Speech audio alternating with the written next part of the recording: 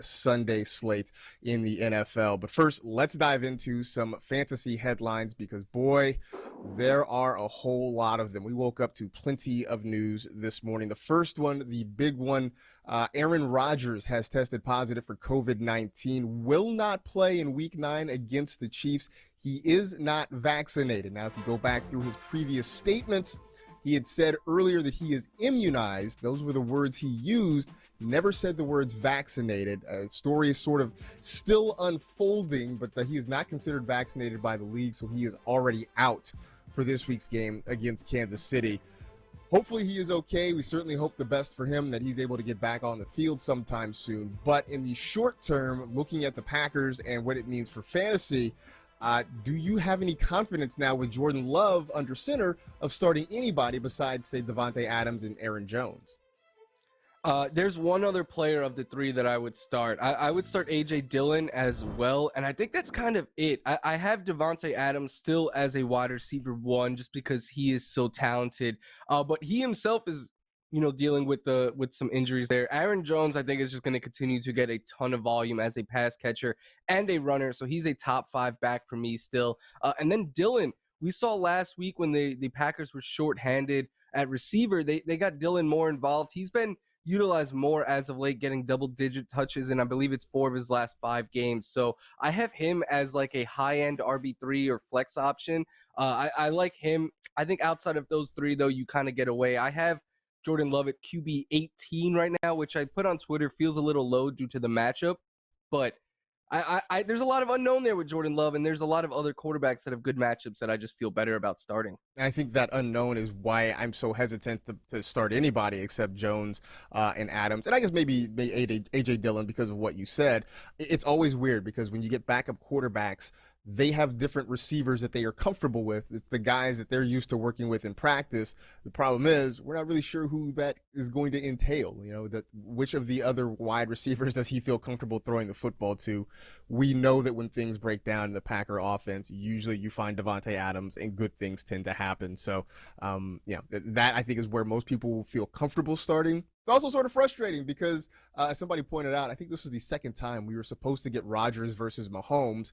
We didn't get it the first time because Mahomes had a knee injury and ended up missing the game, and it was Matt Moore. Now we're not going to get it because Aaron Rodgers has COVID-19, and he's not going to play. So hopefully one day we get that matchup, but apparently it's not going to happen in Week 9. We'll get it next year when Rodgers is with the Broncos. Yeah, exactly. That's exactly what it is. We'll get it twice then. We'll get it twice a year when that happens.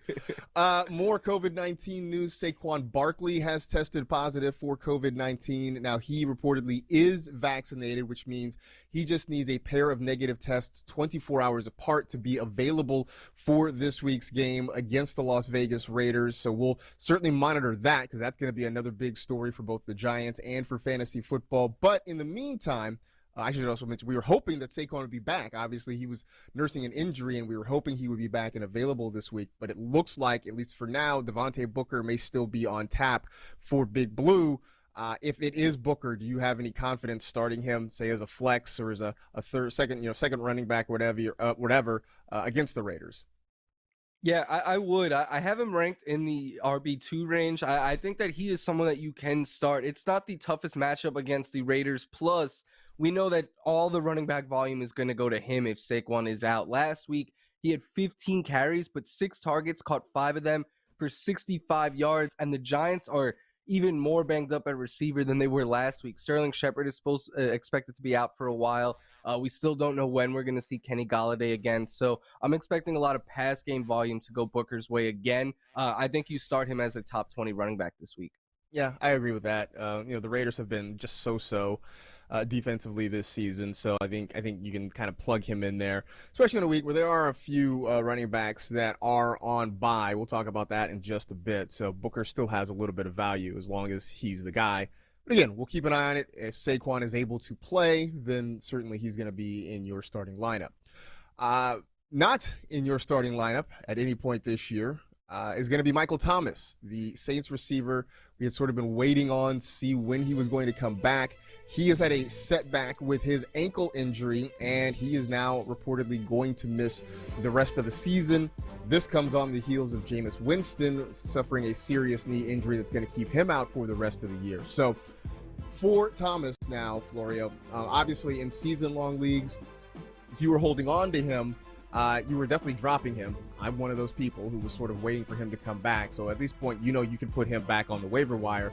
But if you've got him in Dynasty, what are we doing? Because it's been a while since we've seen him, and who knows if he's going to even be in New Orleans next year. Yeah, I think obviously in seasonal you're dropping him. I actually had some claims in to get him. Luckily in the leagues that he was available, they run Wednesday night. So get rid of any of those claims if you had some in on Michael Thomas. I think in Dynasty, if you are a team that is competitive this year going for a chance at a championship, you trade him. I think if you're a rebuilding team, he is a good trade target to go after. We know the talent that he has. You could buy him. I think now his value is at an all-time low.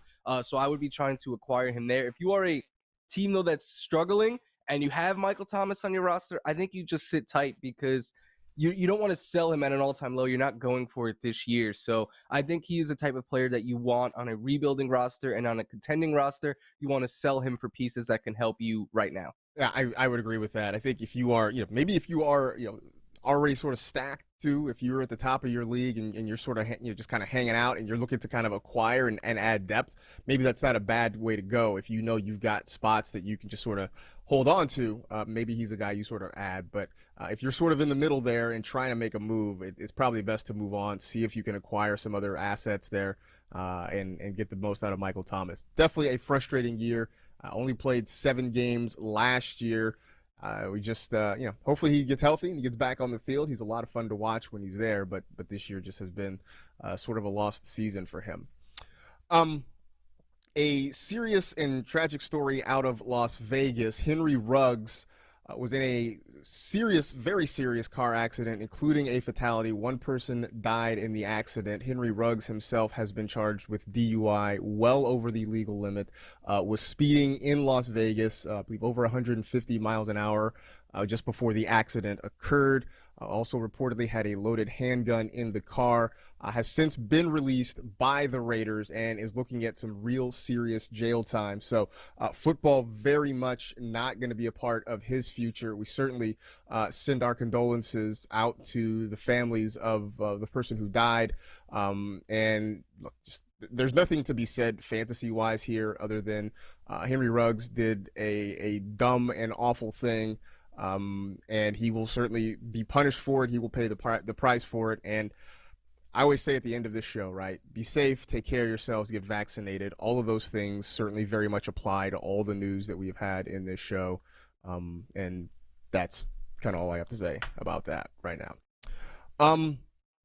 The trade deadline came and went in the NFL on Tuesday, and Florida, there really wasn't much to report. Like nothing happened. The only the biggest news of the trade deadline before the deadline was Von Miller maybe coming to he is coming to the Rams.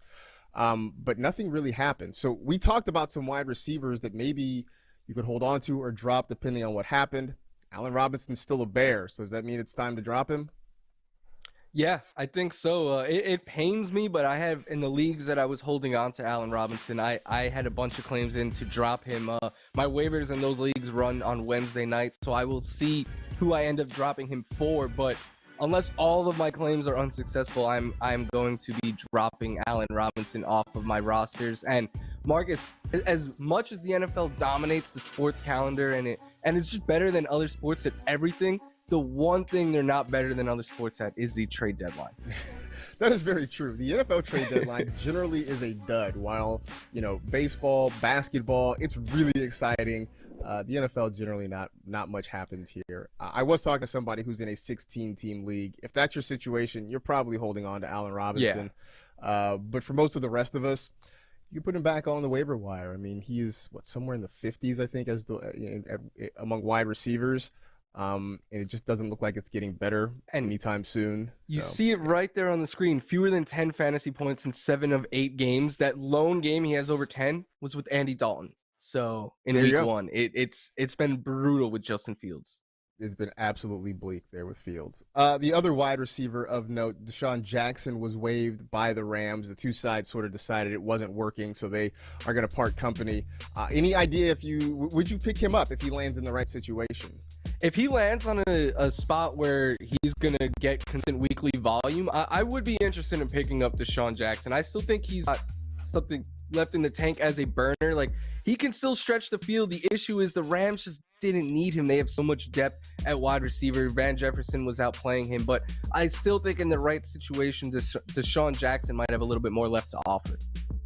I think so too. I mean, he's always going to be boom or bust. He's sort of the quintessential better and best ball guy.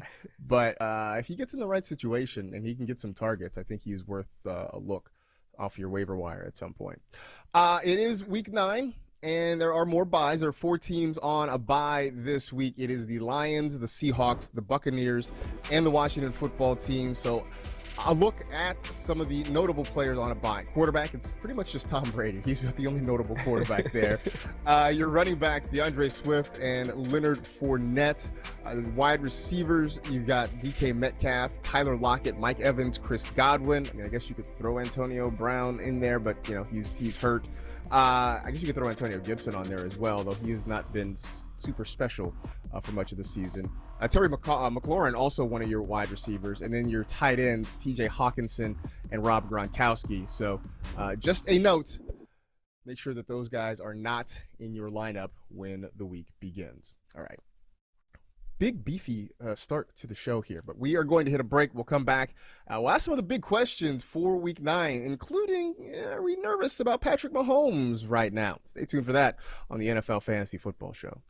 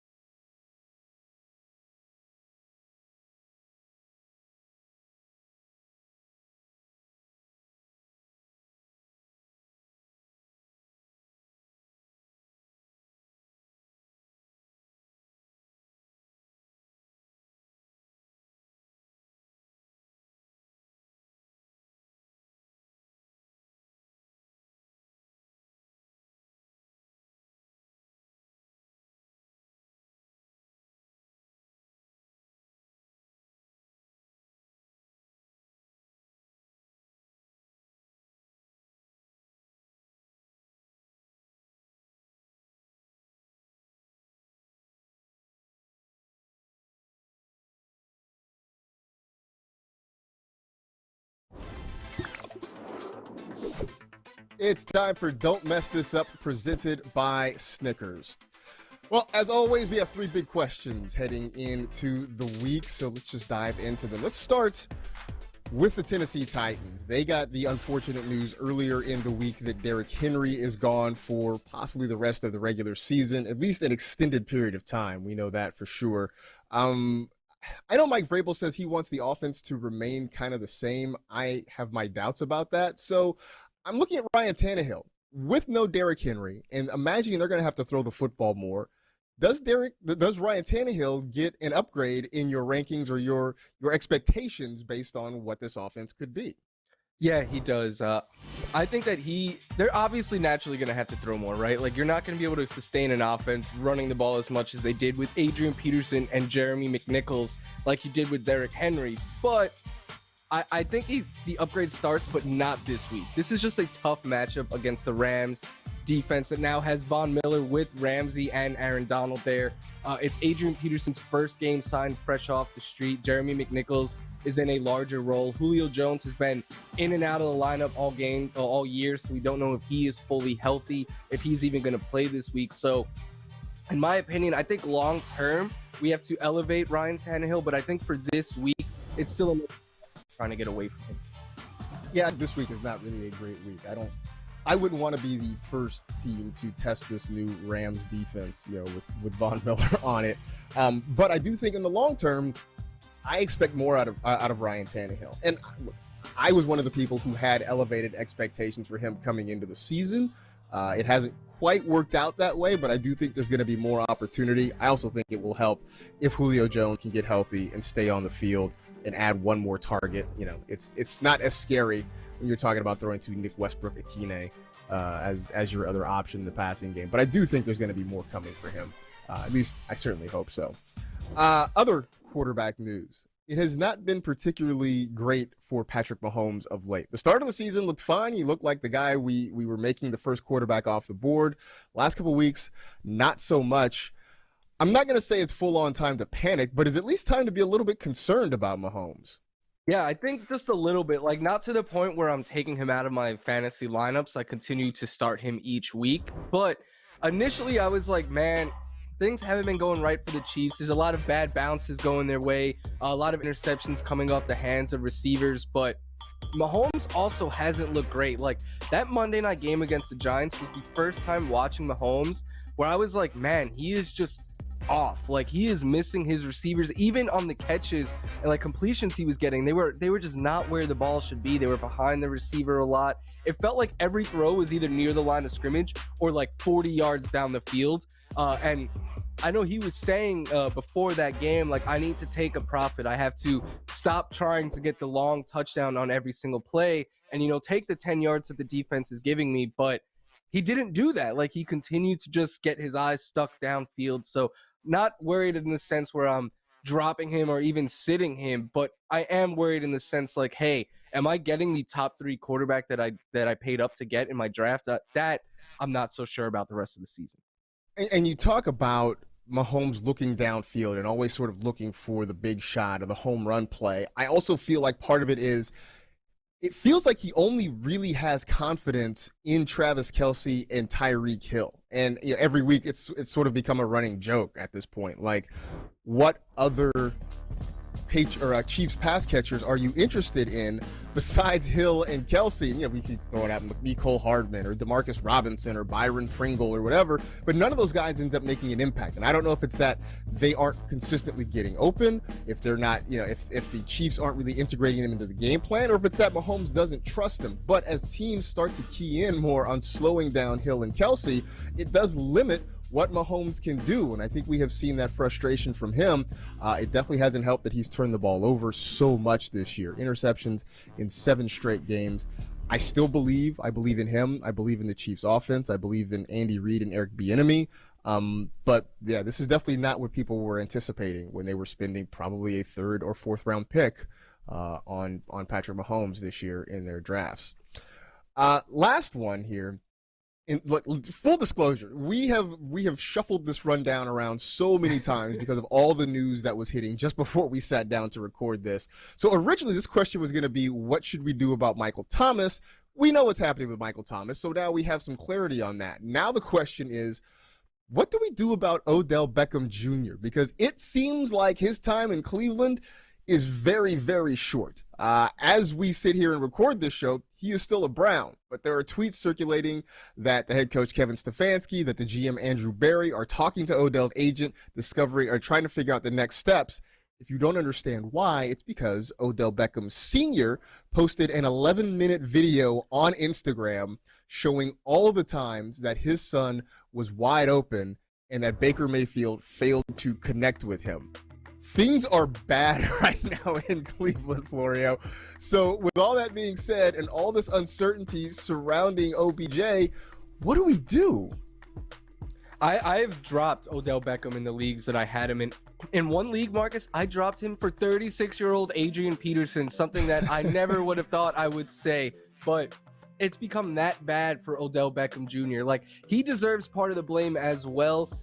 But I do think a lot of it also goes to Baker and the Browns. Like, Baker has missed Beckham a lot. Like, on deep shots this year, Baker just hasn't lived up to expectations himself. And I also don't get why the Browns don't design more plays to Odell Beckham, especially early on in games where, you come out with like a script on your first two drives. Like, why don't you have more designed pass plays just to get the ball in his hand and see what he could do? I still think he is a really talented receiver.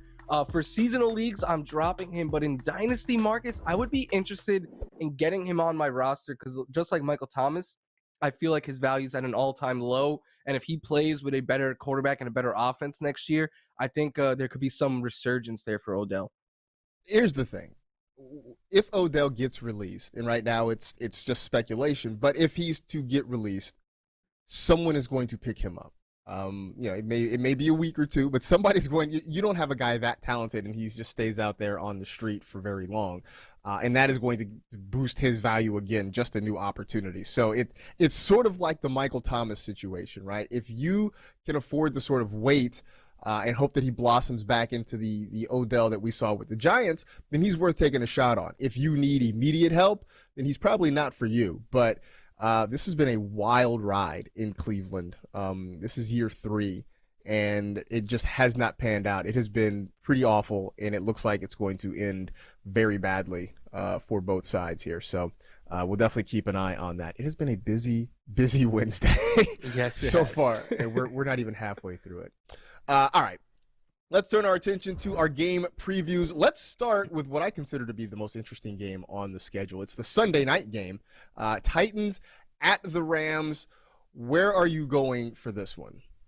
Yeah, I already said earlier I would try to get away from Ryan Tannehill this week. To start A.J. Brown and all your Rams every week. So I was with limited options here. I think you should avoid the Tennessee Titans running backs if possible. I understand you might be desperate, and if you got one of them off the waiver wire, maybe you need to replace Henry or you have a bunch of running backs on bye or something like that. But if you're able to get away from this backfield and you have two other useful options, I would, because we don't know how much of a workload Adrian Peterson is going to get. We don't know if him and McNichols are going to split ground usage. I anticipate AP getting the goal line work, but is it something where we see a lot of McNichols in between the 20s? We're not sure. So until we have clarity on this backfield, and it's a tough matchup against the Rams D-line that just added Von Miller. So I would be staying away from this, Marcus, if at all possible. No, I'm with you. Everything about this says beware. I mean, you're talking about a situation where we have no clarity on how the workload's going to be split in a terrible matchup.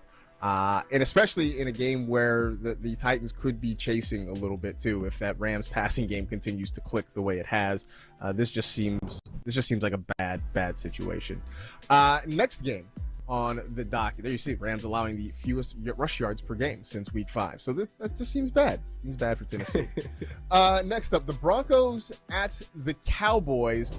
And I'm going to say, I think you want to beware of the Broncos running back. So here we are, another running back situation that maybe isn't particularly great. This one's a little bit different. We sort of know how this works out between Melvin Gordon and Javonte Williams. They're splitting opportunities pretty equally, and they've both been, pretty good. If you could combine them into one running back, it would be great. They've been two okay running backs on their own, but the Cowboy run defense has been pretty good all year long, and credit Dan Quinn for sort of turning that unit around. Last year, we were picking on the Cowboys at will. This year, we haven't really been able to do that. And this feels like another situation where neither of these guys is going to be particularly great. And I feel like this is a situation, too, Mike, where, if the Cowboys start scoring points like they can, if Dak is healthy and throwing the football, this is another one where the game script might not favor Denver's running backs. And with Denver having Sutton, Judy, Fant, and Tim Patrick now, they don't have the need to dump off as many passes to the running back. This was a situation, Marcus, where I was hoping Melvin Gordon got traded to Tennessee, because that would have been perfect for fantasy. But of course, that didn't happen. No, of course not. It never works out the way we would like it to work out. So there you go. So we got plenty more game previews coming up. We will take a break, though, and we'll get back to some of those game previews after the break on the NFL Fantasy Football Show.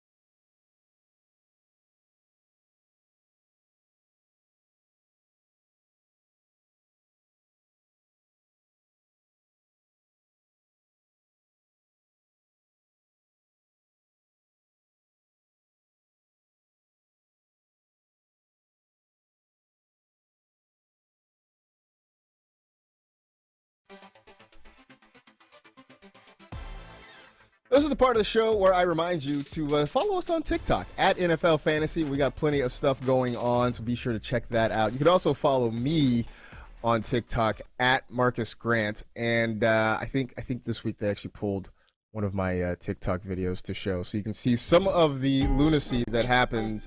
Yeah, this is what it looks like. It's me dancing with weird neon strobe lights, and there's music too. So you can come check that out. That's just part of the insanity on the talk.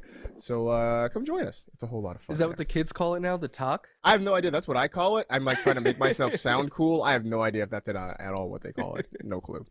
All right.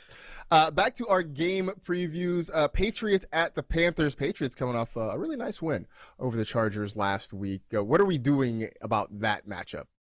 I say start the Carolina Panthers running back. Like, Christian McCaffrey was designated to return off the IR today. That opens up his 21-day window that he can return. If he is activated in time for Sunday, obviously he is a must start. But if not, I think you just continue to start Chuba Hubbard. He has been getting a lot of volume. Last week he had 25 touches. I know he only turned it into 14 fantasy points, but he consistently is getting over 15 touches. In his last 5 games, he has 15 or more touches. I know he's been a little bit up and down, but his floor has been 9 fantasy points, and his ceiling has been over 18. So I think that the usage and what he's been giving you, Marcus, makes him an RB2 that you kind of leave in your lineup. I will give you the same warning I've been giving for weeks now. I know Christian McCaffrey is off IR. He's back at practice. Hold on to Chuba Hubbard, though, just because I feel like we've been here before.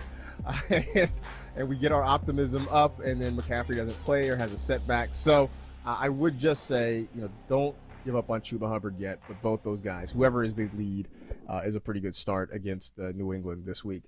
Browns at Bengals. All the Odell Beckham madness aside right now, it's an interesting game. And I will say, it makes Joe Burrow a must start. And he might be heading toward that anyway, just on his own merit, but especially this week, he's definitely a must start. This is a Browns defense that has really had problems, especially in the back portion of the defense. We still like their pass rush. We know Myles Garrett is an absolute monster up front, but if the Bengals can sort of take care of him or slow him down, that should give Burrow plenty of time. Last week, we saw him spread the ball around. T. Higgins, Tyler Boyd, Jamar Chase still had a touchdown, even if it wasn't a long one. And so I think at this point, Joe Burrow probably deserves to be an every week starter, but for whatever reason, if you're not starting him on a reg, this is a week to make sure that he's in your lineup.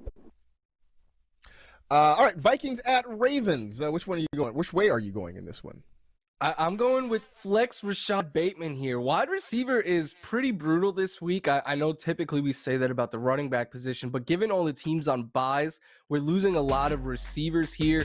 And there's just been, underperformances and players who haven't really lived up to expectations. The Vikings give up the 7th most fantasy points on the year to receivers. Plus, Bateman showed that he was a consistent part of the offense in the 2 games he played before the bye, getting 6 targets in each. And he showed that he doesn't need a ton of volume to put up fantasy numbers. And when he had 3 catches for 80 yards in his 2nd game back. Now coming off the bye, with already having 2 games in this offense, I think that he'll be a little bit more comfortable. Maybe we see him used a little bit more. This could be a game 2 that I think is a little bit higher scoring on the slate this week. So I think Bateman is a solid flex option this week. I would not be afraid to start him.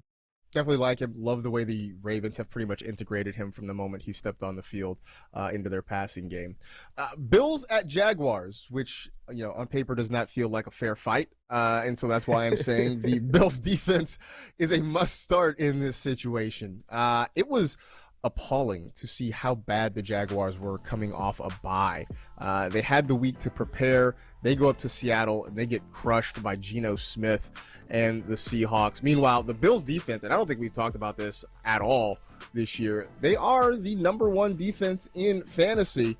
They're still out there though in a handful of leagues. Not many, but if they're out there, go get them and start them this week. If you have them, make sure they are in your lineup. You see that the Jaguars with fewer than 24 points in every game this season. The Bills have given up just 11 offensive touchdowns this year. Everything is set up for Buffalo to sort of smash in this one. I expect the Bills to win big, and especially in the second half, a chance for them to really come after the quarterback a little bit. It's got to be exciting for you, Florio. Yeah, I know they have more takeaways than they've allowed touchdowns to quarterbacks this year. So not great for Trevor Lawrence. Not great for Trevor Lawrence. All right, Chargers and Eagles. This one could be kind of fun, I believe, I hope. What are you looking at here? It pains me to say, but I think you got to sit Devonta Smith this week. I mean, Smith last week against the Lions gave us just 2.5 points, and I know game script matters there, but he's had 5 fantasy points or fewer in 2 of his last 3 games. He hasn't really shown us much of a ceiling. I thought volume alone was keeping him as like a wide receiver 3 or flex option, but this is not the week to get him in your lineup. The Chargers have allowed the fewest fantasy points to wide receivers, and if you're that Chargers secondary, basically you got to take away Smith and Dallas Goedert, and where are the Eagles going to go with the ball? So I expect a lot of defensive attention on Smith. I think Smith himself is still a very good player at the NFL level. I'm not worried about him long term, but him this year in this offense and in this matchup this week, I think you get away from him.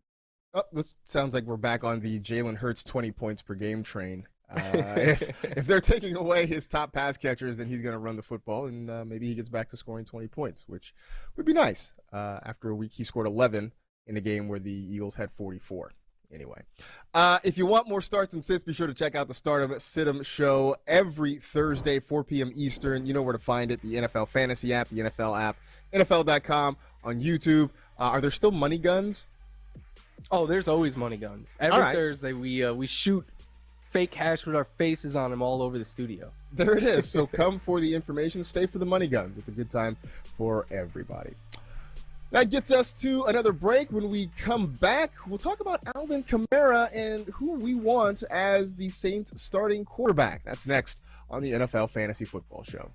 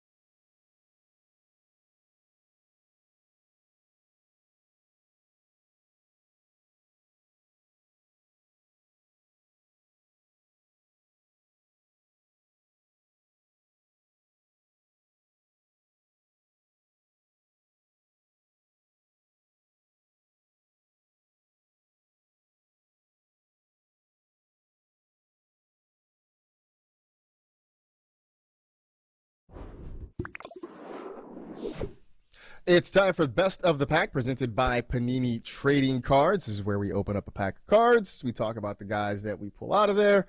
But first, actually, let me just kind of give you an update. We're mentioning that news has been flying fast and furious pretty much all day long. And the latest with Odell Beckham Jr., we talked about his kind of butting heads, or the tumult in the Browns organization. And the reports are that Kevin Stefanski, the head coach, told the team in a team meeting that Odell is not part of the team right now, and basically went on to say that he will not be a part of this team for the rest of the year. So I don't know if that means he's going to be released. They will probably tell us that as soon as we're done recording this show. We're putting it up there for you to consume. But as of now, Odell Beckham Jr. is not playing football for the Browns. Whether he is going to be free to play for somebody else, at the moment, at least, that is an unknown. All right. I don't know. I feel like we've talked that out, at least to the extent that we can. Get him off your rosters. Get him off your roster right now. We'll see. All right, let's go to the best of the pack here. Let's start with Jonathan Taylor, he of the Indianapolis Colts, and he who is a favorite of our own Michael F. Florio. It's been pretty good for him, especially recently when the Colts seem to rediscover him. Let's just spin this forward, though, right? In a year where Christian McCaffrey's been hurt, Saquon Barkley has been hurt, Dalvin Cook has been hurt and inconsistent, Derrick Henry is now gone for the rest of the year. Is Jonathan Taylor in the conversation to be the number one overall pick in 2022? I think so. I especially think so because of, one, how he's been playing as of late. I cannot wait for him to run for like 200 yards against the Jets on Thursday night. But I think bigger thing, too, is Nyheim Hines' role has been shrinking to the point where he's almost droppable in fantasy football because Jonathan Taylor is getting more utilized in the passing game, and it makes sense. When you have a running back who can take a catch and bring it 80 yards like Jonathan Taylor can, you want to get that guy the ball in space as much as you can. So I definitely think he is in consideration for the 101 next year. I think also some other, like Austin Eckler, I think Najee Harris will join Dalvin Cook, like CMC and Derrick Henry in that conversation. I think next year is going to be one of those years, Marcus, where there's no consensus number one. You're going to kind of have to choose who you think is the best option there. And I think Jonathan Taylor, though, very much so deserves to be in that conversation. Right now, I think I'm sort of torn between him and Derrick Henry, just sort of looking at this Henry thing as maybe just kind of an unfortunate circumstance and that he'll be back to being Tractorcito again next year. But Jonathan Taylor, still young, good offensive line, a chance to really be a workhorse because there's no one that is really threatening him for opportunities. He is sort of what we saw out of, say Saquon a couple years ago or Dalvin Cook, any of those guys. So I right now, as I sit here in early November, I do think he's in that conversation. So I will just say if Eckler and Taylor finish as the top two running backs this year, Marcus, I'm going to be unbearable on Twitter for a couple of weeks. Take that as a warning, everybody. Next up, Alvin Kamara. And let me see if I can put him here in camera there. Alvin Kamara with the New Orleans Saints. Now, he's been just fine, but some of that has had to do with the quarterback situation there. Now there's no Jameis. Taysom Hill is eligible to come back and play again. Should we root for Taysom Hill or should we root for Trevor Siemian to take over as the quarterback? I think you should be rooting for Trevor Siemian if you have Alvin Kamara. Or what you really should be rooting for is that the Saints call Phillip Rivers because he said he would pick up that call, and we know he loves to dump it off to the running backs. But if Taysom Hill is the starter, and that's what I expect, Marcus, I don't love it at all for Alvin Kamara. He did have the one game last year with 10 targets from Hill, but besides that, it was less than 5, I believe, in each game. Plus, Taysom Hill had more carries near the goal line in those 4 games than Alvin Kamara did. He scored 4 rushing touchdowns. He had 40 rushing yards in every game. He is going to run the ball, especially in the red zone. And when he's running the ball, that means he's not, like when he's feeling pressure, he's not looking to just get it out of his hand to the running back. So I think there'll still be design pass plays for Alvin Kamara, but not nearly as many receptions. And I think you have to start worrying about the goal line work now that if Hill is the starter and the fact that they have Mark Ingram on board as well. It's that goal line stuff that really scares me about Taysom Hill taking over as quarterback. You mentioned Mark Ingram. He's going to get some looks. We know Hill will take it and run it himself. I think the target share will actually stay about the same just because we know that there's no Michael Thomas coming back at this point. And, the rest of the pass catchers have been fine, but I don't imagine that, they're suddenly going to lean heavily on Marquez Callaway or, Deontay Harris or Traquan Smith. So maybe that keeps Kamara getting some targets. That was a thing he didn't really get, but I do worry that the touchdown number may be what comes down for Kamara if Taysom Hill ends up being the starter. So, this is not where we want it to be heading into week 9 at all. No. Back to our game previews, the Texans at the Dolphins because the schedule makers said so. But I will say Tua Tagovailoa feels like a sleeper this week. Maybe it's a little bit of the chip on his shoulder after having a couple of weeks of hearing about how Deshaun Watson was going to come and take his job away from him. Maybe it's just the fact that it's the Texans' defense and they're not particularly very good. But Tua he's been pretty good the last couple of weeks, been fairly consistent. And so I think this is an opportunity, especially if you're in a 2-quarterback league, but maybe if you need help at the QB position. I don't know, maybe you lost Aaron Rodgers for this week, for instance, or you have Tom Brady who's on a bye. Then I think Tua could be a nice play, a nice way to fill in your quarterback spot in Week 9. Completely agree.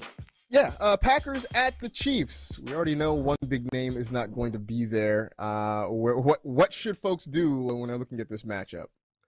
I kind of spoke about it earlier in the show, but I think A.J. Dillon is a strong flex option. And I liked A.J. Dillon as a flex option before the Aaron Rodgers news came out. I think now with Jordan Love there, the Packers are going to just, I think, try to run the ball a good amount, keep the ball out of Patrick Mahomes' hands. And I also think they're going to see a lot of short little dump-offs to the running backs. We saw Aaron Jones get double-digit targets last week. And when they were using him so much as a receiver, Marcus, it led to A.J. Dillon having a lot of work on the ground. They were using both of them on the field at the same times, with Jones split out wide at times. Dillon was getting work near the goal line as well, as you see on that play right there. So I'm pretty excited for Dillon. I have him ranked as my RB25 this week. I've just been more and more interested in having A.J. Dillon, at least on a roster and maybe as a flex option, just because he's starting to get more opportunity here. So I think this could keep rolling. Even though the Giants didn't do a ton against the Chiefs, I still want to pick on that defense. So that could be a really good spot to get Dillon in. All right, one more break. We'll come back, and we got our last couple of game previews. We'll also get you some sleepers as we wrap things up on the NFL Fantasy Football Show.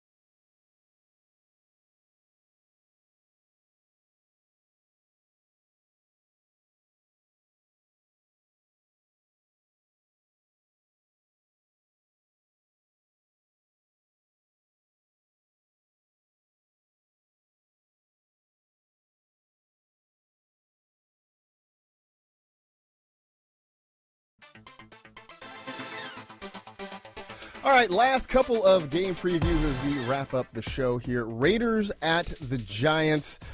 I'll tell you to beware of Kadarius Toney, and it was sort of head scratching that the Giants didn't get him all that involved. There was a lot of confusion as to whether he was hurt or not, but whatever. They didn't get the football in his hands.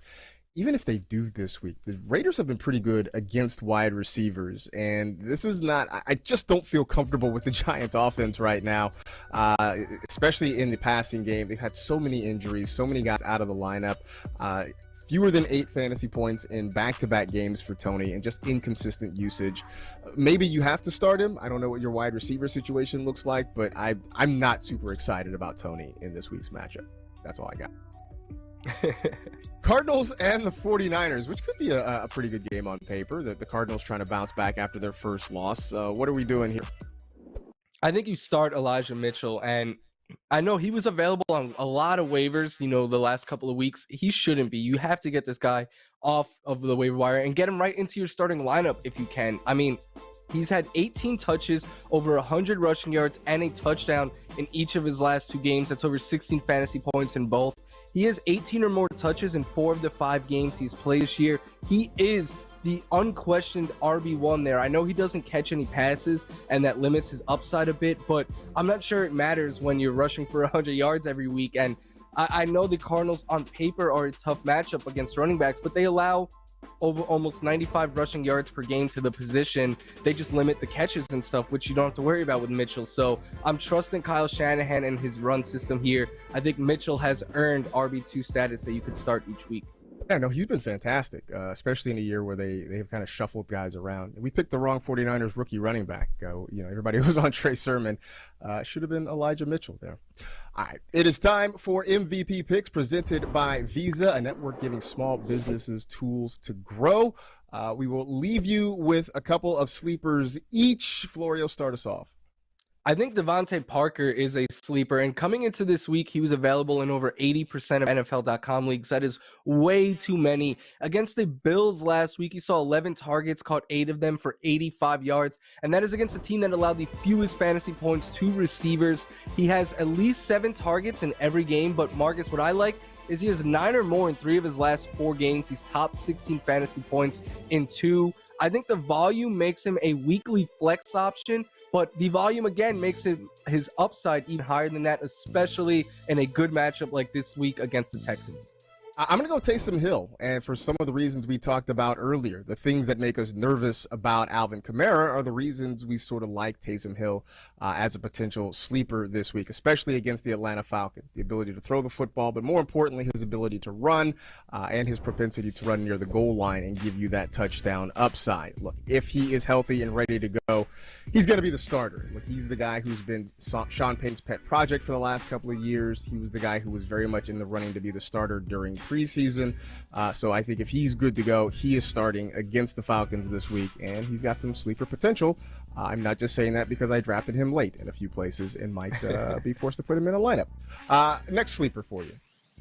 Jamal Agnew, and I know there's some people who are like, who is this guy? He is the new slot receiver for the Jacksonville Jaguars. He saw a team-high 12 targets last week, but he's been seeing consistent volume, getting at least 6 targets in 3 straight games. He topped double-digit fantasy points in each, sitting anywhere between 10 and 16 fantasy points in the last 3. So ever since DJ Chark Jr.'s injury, this guy's been manning the slot and getting good amount of volume going his way.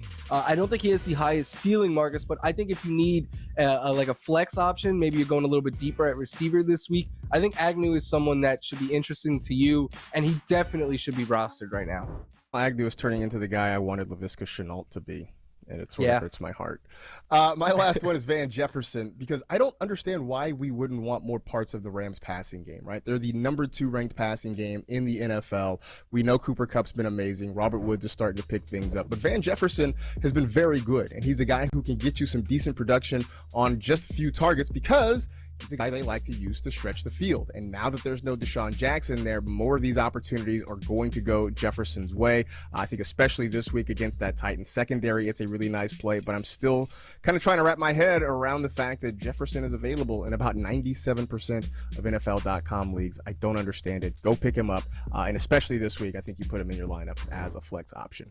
All right. If you want more sleepers, you can check out my weekly column at NFL.com/sleepers. Got those names and a few more on there for you. Also, be sure to check us out on Sundays for NFL Fantasy Game Day. We get that going at 9 a.m. Pacific, 12 noon Eastern Time. It's myself. This week it'll be me, Florio, and Adam Rank, kind of getting you up to date on inactives, key injuries, and maybe some sleepers, some last-minute waiver wire pickups, all the good stuff. You know where to check it out. All the apps, NFL.com, and YouTube as well. All right, for us, that is it.